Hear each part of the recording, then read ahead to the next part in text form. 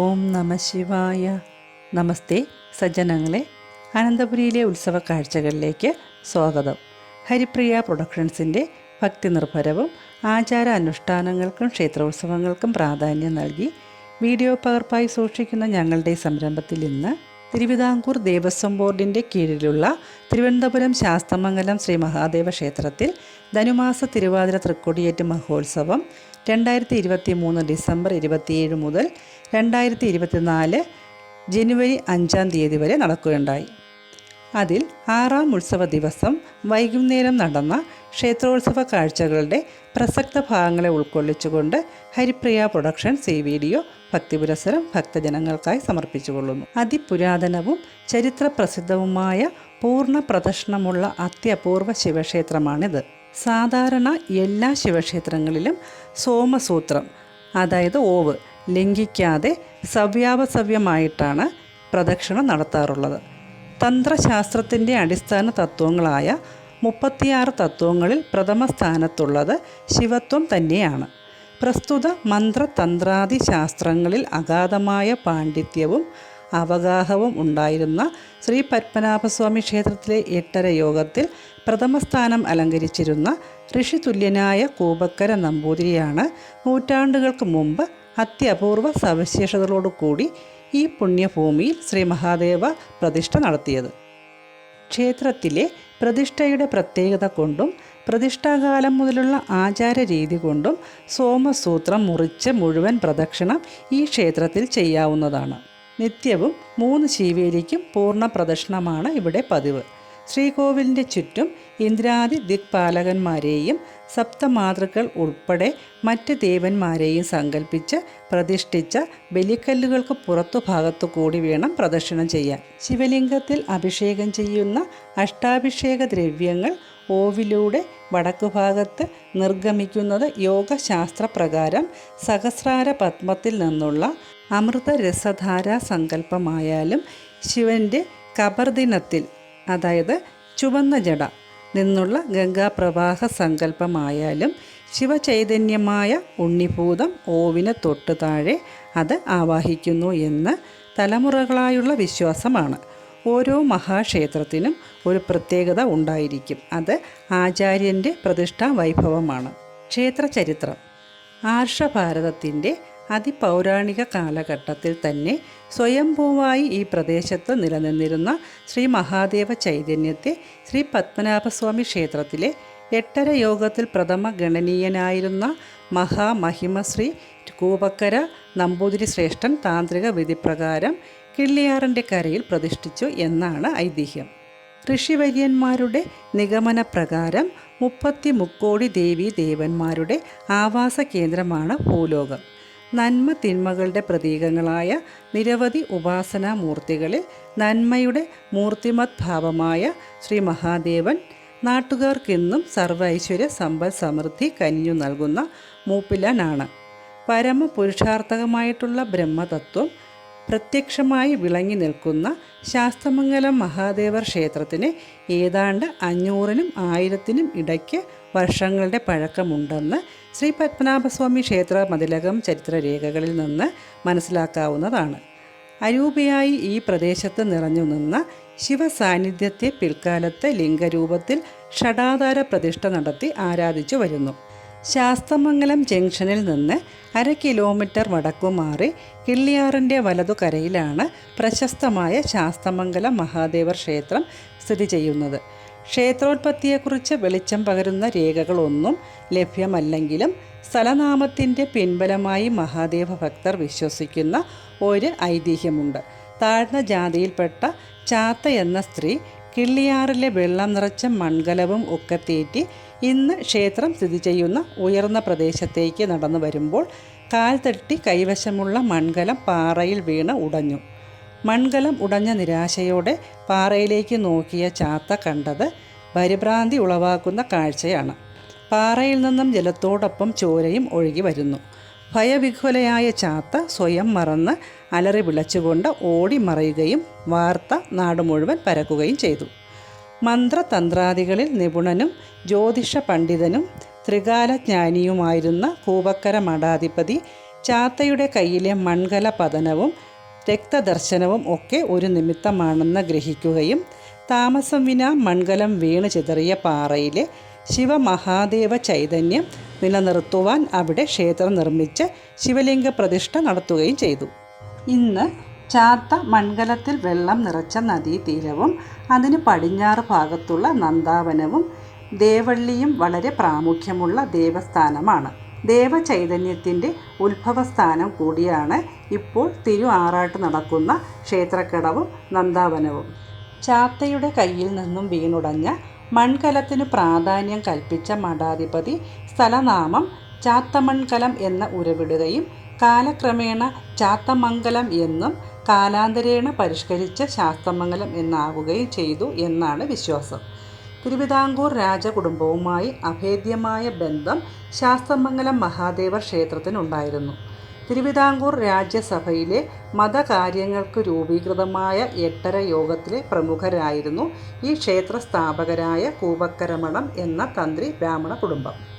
തിരുവിതാംകൂർ രാജ്യ രൂപീകരണത്തിന് അനിഴംതിരുനാൾ മാർത്താണ്ഡവർമ്മ മഹാരാജാവിന് കൂവക്കര നമ്പൂതിരിയിൽ നിന്നും ലഭിച്ച സേവനം നിസ്തുലമായിരുന്നു. അതിന് പ്രതിഫലമായി എന്തും നൽകാൻ തയ്യാറായ രാജാവിനോട് ഒരാവശ്യം നമ്പൂതിരി ഉണർത്തിച്ചത് വർഷത്തിലൊരിക്കൽ തൻ്റെ ആതിഥ്യം സ്വീകരിച്ചുകൊണ്ട് മഹാദേവ ദർശനത്തിന് എത്തണമെന്നായിരുന്നു. അന്നു മുതൽ ഏതാണ്ട് 2.5 നൂറ്റാണ്ട് കാലം പൂർണ്ണ രാജ്യ പ്രൗഢിയോടും ചതുരംഗപ്പടയുടെ അകമ്പടിയോടും തിരുവിതാംകൂർ രാജാക്കന്മാർ മഹാദേവ ക്ഷേത്ര ദർശനം നടത്തിയിരുന്നു. ഈ രാജകീയ ഘോഷയാത്ര ശാസ്തമംഗലത്തെ എഴുന്നള്ളത്ത് എന്ന് അറിയപ്പെട്ടിരുന്നു. എഴുന്നള്ളത്ത് നടന്നിരുന്ന കാലത്ത് മഹാരാജാവ് സഞ്ചരിച്ചിരുന്ന രഥവും മറ്റും സൂക്ഷിച്ചിരുന്ന രഥപുര ഇന്ന് രഥപുരക്കുന്ന് എന്ന പേരിൽ അറിയപ്പെടുന്നു. ക്ഷേത്രോൽപത്തി തൊട്ട് ഉപദേവതകളായി ഗണപതി, നാഗർ, ശാസ്താവ്, ഭൂതത്തൻ എന്നിവർ ഉണ്ട്. ദേവപ്രശ്നത്തിൽ വെളിവായതനുസരിച്ച് 1987 ക്ഷേത്ര മതിൽക്കെട്ടിനകത്ത് ക്ഷേത്രം നിർമ്മിച്ച് ശാസ്താവിനെ പുനഃപ്രതിഷ്ഠിച്ചു. ഈ ക്ഷേത്രത്തിന് ചുറ്റുമതിലിന് പുറത്തായി നാഗദേവതകളെയും വീരഭദ്രസ്വാമിയെയും ഭദ്രകാളി ദേവിയെയും ആറാട്ട് കടവിനോട് ചേർന്നുള്ള ഭാഗത്ത് പ്രതിഷ്ഠിച്ച് ആരാധിച്ചു പോരുന്നു.